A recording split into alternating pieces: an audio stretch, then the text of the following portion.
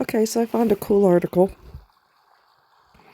and it is called The Art of Setting Boundaries with People Who Mistake Your Kindness for Weakness. Now, if you remember a few months ago, there were two women that I had met that acted like I was the best thing since sliced bread. And I said I was native also, like they are. And they said, one of them said, "Oh, I love you." You love somebody because they said they're native? What the hell? They were buttering me up. And I'm going to play the game because I don't know where we're going with this, but I'll play the game. That's cool. Well, I quickly found out what the game was. They were trying to butter me up because they both have an alcohol problem. They both can drink probably any man under the table. And they wanted me to be a designated driver. And I had mentioned one of them had invited me to this event, and I said I can't because I'm house sitting right now. And she said, "Come on." She texted me, "Come on, plus we need a designated driver. Come on." And I said, "Well, I'm having a lot of pain in my foot anyway. Regardless, I wouldn't be able to do it either way."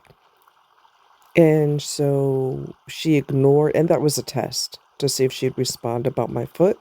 She did not because she was more interested in her agenda. And she ignored about my foot completely. The weather was changing, so my foot hurt worse.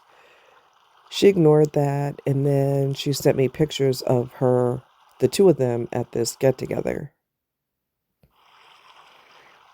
And I blocked them from that point on. I'm not playing with y'all. So people do think because you're nice, you're a sucker. And you don't have to be aggressive about refusing them. You just refuse them. I can't. I really can't. And you will see the real them come out because they don't want you to block what they're trying to do. And what they're trying to do is a hell of a lot more important than what you got going on. And that's a red flag too. So I'm not playing with you. I'm just going to quietly back off. So here we go. It's a comforting narrative, the idea that kindness is always a virtue, that if you're generous, empathetic, and willing to understand others, the world will, in time, mirror that back to you. Even when it doesn't, when people take advantage, when they encroach, there's the fallback story that your kindness wasn't the problem, only their failure to appreciate it. But there's something fragile about this framing, something too clean.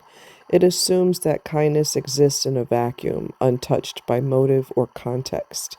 It resists the possibility that kindness, in many cases, is not a gift at all, but a form of social currency, quietly traded for safety, belonging, or the illusion of moral high ground. Okay, my page is acting weird. Don't do that. Don't do that. In practice, it's often much murkier. What many experience as boundary violations aren't just the result of someone else's overreach, they're the slow consequences of being seen too clearly, not for who you are, but for what your patterns reveal, a tendency to appease, to absorb discomfort, to offer more than is asked in hope of preventing confrontation. Kindness, in this light, starts to resemble a strategy, and like all strategies, it eventually reveals its limitations.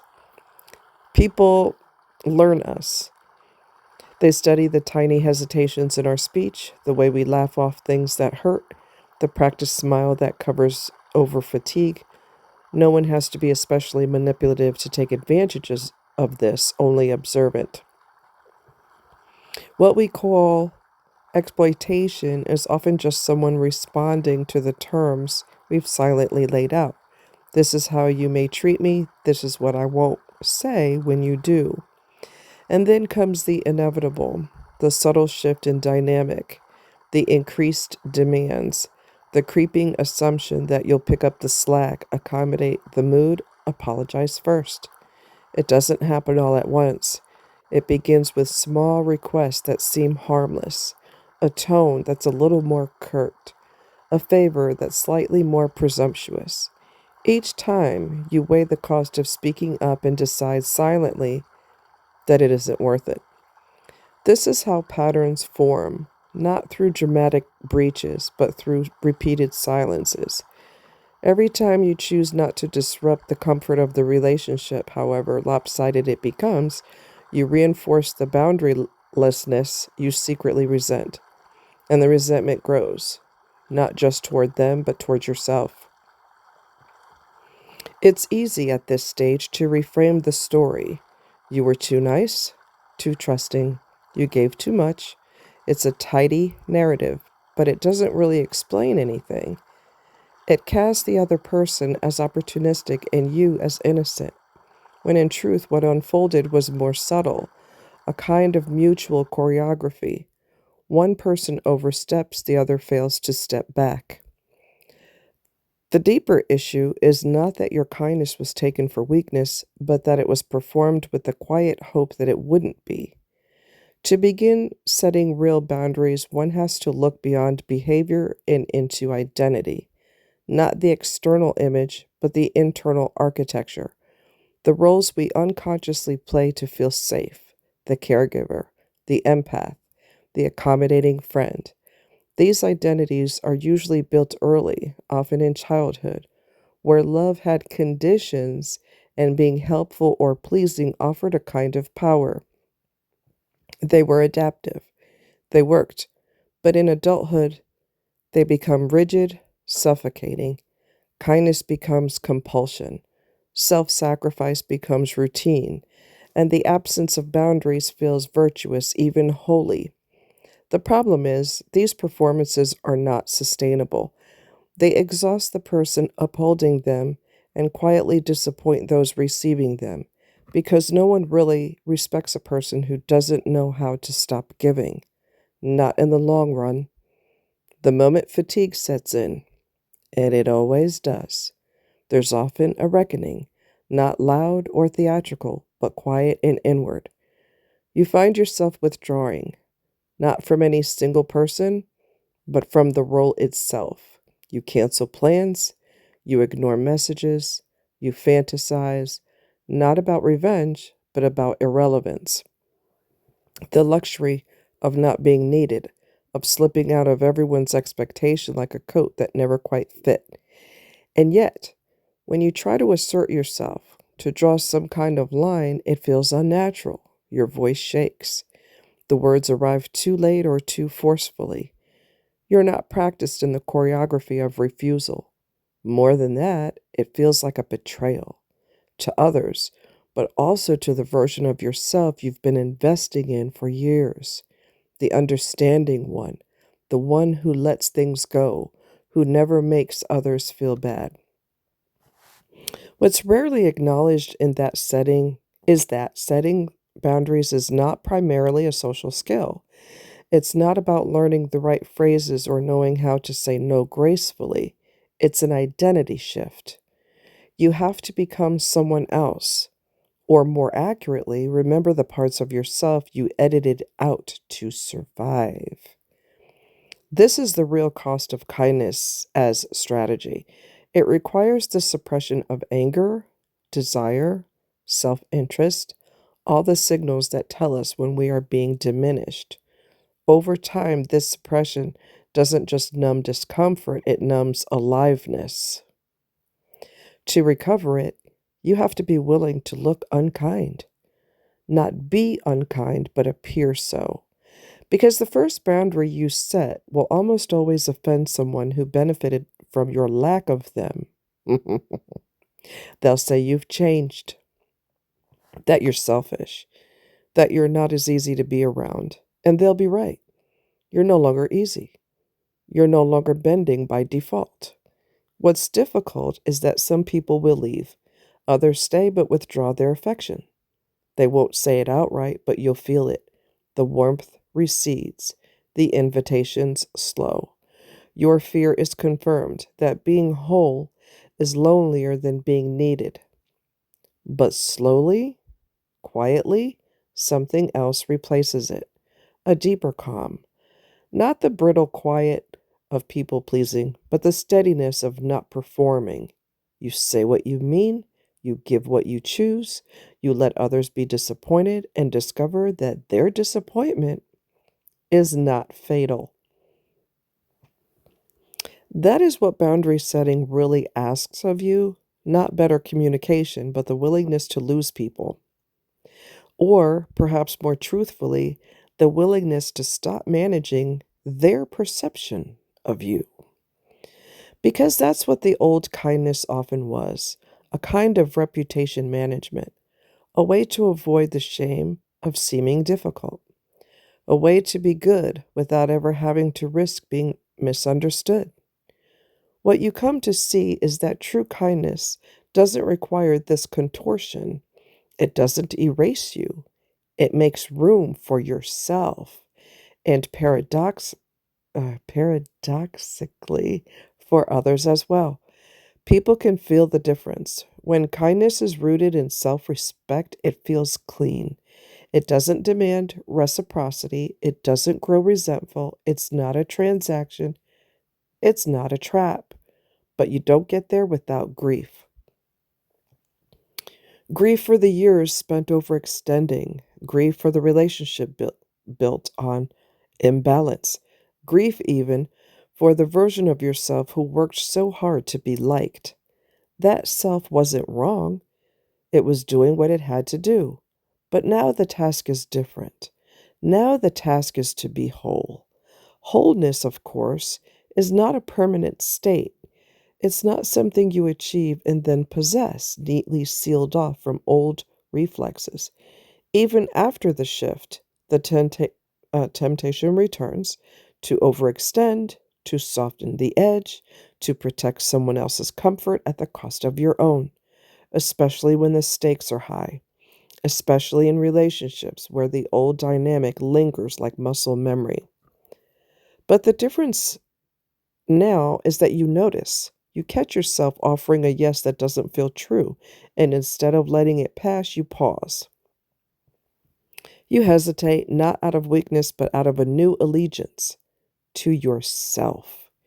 And slowly, that pause becomes a choice. Sometimes you still say yes, but it's a real yes, not a survival one. This is where people get confused. They think boundaries are about distance, about creating space between you and others. But boundaries, at their best, are what make closeness possible. Without them, every interaction becomes a negotiation. Every intimacy is underwritten by a silent contract. I'll stay soft if you stay grateful. I'll keep giving if you keep approving. It's not love, it's a hostage exchange. Boundaries dissolve that contract. They allow you to bring your full self into connection, your preferences, your needs, your irritations, not because they're more important than anyone else's, but because they belong. You belong. And any closeness that can't tolerate your wholeness isn't closeness worth sustaining. The irony is that once you stop trying to be good, you become easier to love. Not for everyone, but for the ones who matter. The ones who don't need you to shrink in order to feel safe. The ones who see refusal not as rejection, but as revelation. Here is who I am. Here is where I end and you begin. This is not easy. It demands a tolerance for being misread, for being accused of hardness or distance or selfishness by those who only ever met your performance. But it also brings a kind of dignity that no amount of approval can replace. You become, finally, uninterested in being seen as kind. You're more interested in being real. And in that shift, something else happens. You start to recognize boundarylessness in others, not as something to pity or fix, but as something familiar. You see the friend who overexplains, who apologizes before speaking. You see the colleague who stays late not out of passion but fear. You see the parent who gives too much and then quietly resents the taking. You see yourself before the unraveling. And this recognition brings a different kind of compassion, not the soft indulgence of over identification, but the grounded empathy of someone who has paid their way out. You don't rush to rescue. You don't preach about boundaries. You simply live yours quietly, clearly, and trust that the example is enough. Sometimes it is. More often it's not. But that too becomes irrelevant. The point was never to change others. The point was to stop abandoning yourself in their name. So the question is, why did you need them to think of it as strength? What if it doesn't matter what they think? What if the real work isn't boundary setting but identity shedding? What if you no longer have to be the good one? Because maybe, just maybe, being the good one was never about goodness at all. Maybe it was about control, about safety, about managing perception in a world that made you believe love was conditional. And maybe on the other side of that illusion is a version of you who can finally give without losing, finally say no without guilt, finally rest without explanation. That version won't be universally adored, but they will be free.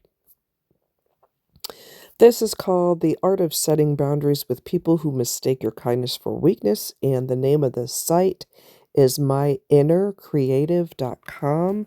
I will do my best to remember to put it in the description. And it's a really good, really, really, really good article, as you have heard. When you grow up with parents who are monsters, like I did, okay, uh, you you become a people pleaser because you know that is pleasing is contingent upon you having a small window of peace in your life. Okay, a small window of peace, and you do whatever you can to try to appease the same people who have no respect for you. And this is a pattern that starts when you're little. And it might not be a situation of, you grew up with monster parents. It could be a situation of you just learned how to appease people because it made you feel better and it made them feel better.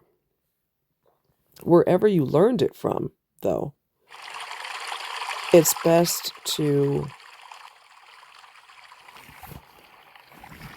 no longer do that. It felt good to back off of those women who were trying to manipulate me. It felt good to block them on my phone. It felt good to put myself first. It felt good for me to I would have been free later that night in the evening. I would have been free to go and hang with them. But if you take your emotions completely out of it and look at it from a intellectual standpoint, these people didn't want to hang with me because I'm so amazing to them. When I accidentally told one of them that I don't drink, we were having a normal conversation, and I managed to slide that in there, well, I don't drink. She took that as a aha moment. And she thought she quickly put that in her mental Rolodex, and I'm sure she was thinking, we finally got a sucker. We finally got somebody who's real sweet, real nice, and we can drink our butts off and we'll have a safe way home. No, no, no, and no. It feels amazing to put myself first. It feels amazing to protect myself. It feels amazing to not fall into a trap. It's basically they're saying without saying it, you are irrelevant. The only relevance you have is what we can get from you. You're not going to get anything. Okay. Now, if I already, like I've said before, if I already had established a connection with them and we hung out a million times and they never tried to use me for a free ride, but one time they, drank a little bit too much, or maybe twice or whatever, it wasn't a regular thing, but we'd hung out a million times prior to that, and me hanging with them wasn't contingent on them needing something from me. If we'd already established a real friendship, that would be a different story. But you up here trying to take advantage of somebody that you don't know, and because you think that they're nice, they're a sucker, they got sucker tattooed across their forehead. And even if you're tired or you had a long week at work and you just want to watch mindless TV and lay on your couch, you don't want to run around and do this and do that and do this and do that. People, I've experienced this before, and I really don't care. I'm just going to be honest with you. I don't care. If I have too much on my mind, no, I don't want to hang with y'all because I'm processing and I get distracted from that if I'm around a lot of people, not to mention that I'm a loner anyway. I could be the life of the party. I have had people be disappointed that I didn't show up for the weekly get together that we would have because they count on me having everybody laughing and acting crazy. They really rely on my energy. But for some reason, people get kind of, I don't want to say addicted to that, but they get used to that. And you kind of have a job. Your job is to make me laugh, and your job is to entertain me. And if you're not there, I feel disappointed. So do you want me there because you enjoy me, or you want me there because I make you laugh? You don't really care about me as a person. You just, again, it's a situation of we need you there because we need something from you. And that's not really flattering. That doesn't make a person feel awesome. And I also experienced where if I gently and gracefully refused, I don't want to hang out with you guys this time, but maybe next time. There usually isn't a next time because they got their feelings hurt that you said no. Hey, I'm a loner anyway, so don't think you're hurting me by not inviting me. You withdraw all the invitations because I'm a loner anyway. I have a blast by myself. You're not really hurting me. In fact, that's kind of cool because I don't have to force myself to be in a great mood if I'm not in a great mood just because you invited me somewhere. You're actually doing me a favor. you know, you got to force yourself to smile and be all bubbly because that's what people expect from you. And it's like, I don't always feel like that. You know what I'm saying? I don't always want to be the life of the party. I want to do that on my terms when I want to do it. I don't want to do it because it's expected of me. Or you got your feelings hurt because you expected all these people to show up and people didn't show up, and now you're going to punish them, quotation marks, punish them by not inviting them anymore. That's very childish and stupid, so I'm glad I didn't go. Again, you're doing me a favor. But I hope you enjoyed this article. I thought a lot of people can probably relate to it, even if they don't realize that they have loose boundaries. It's always good to put yourself first. If you don't feel well, if you're tired, if you're not up to it, you don't feel like smiling up in everybody's face. Sometimes you just don't feel like doing that and you don't want to be fake. You just don't want to freaking do it. And you have the right to gracefully say, I would, but I'm not feeling it this week. It's been a long week. I've been super busy and I just want to veg out. I just want to relax. If somebody can't understand that, they're selfish and they don't really care what your needs are. They're just going to get their feelings hurt, act like a pouty 5-year-old because they didn't get their way. Well, if you're an adult and you don't know that life don't always go your way, baby, we got a lot of talking to do. I'm going to end with this. So I talked to an acquaintance today, two people today. One of them I told him about my foot, and he said vitamins, vitamins, vitamins, which the doctor told me which vitamins to get, and I will be getting those. And the other person that I talked to, she experienced the same thing where she had an incident with her bones weren't healing correctly, and they gave her medication, and it helped her bones to heal. So, um, I that's good. Like that's a possibility for me, I guess, right? Although I'm still probably going to have surgery to fix the staple or replace the staple. So I'm kind of left in limbo until June, or until June. June 17th. I think it's June 15th. I think I originally said June 17th, but I think it's the 15th. Unless they get a cancellation. Either way, I'm not going to leave you guys in the dark. I will keep you posted, and I'm taking good care of my foot in the meantime.